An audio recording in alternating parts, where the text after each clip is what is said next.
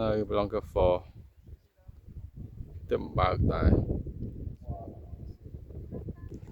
ហ្វុកទៅរក Blanca Fall គេចាប់ដើមជួសជុល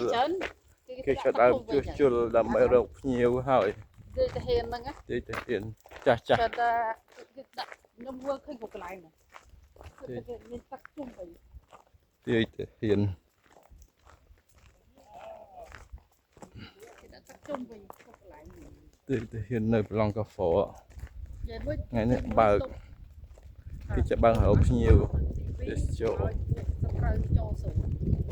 ដល់ភ្ញៀវទេសចរណាទឹកកន្លះទៅជួសជុលហើយណាអ្នក Blanca Fall ដែលឃើញទៅណាគេក៏មកបើកយូរបើកម្ដងថ្ងៃនេះថ្ងៃចំថ្ងៃគេបើកគេកំពុងជួសជុល Fortress Blanca Fall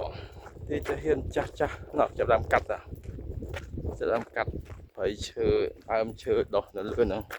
កុំឲ្យខូចខាតប្រាសាទគេអានេះទៅជាប្រាសាទនេះជាបឋម័នប្រាសាទនៅ Blanca Fall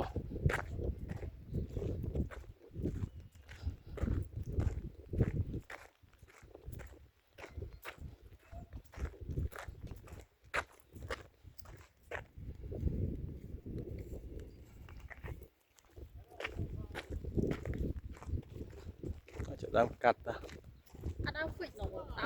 ចាប់ដើមកាត់ណោះចាប់ដើមជួសជុល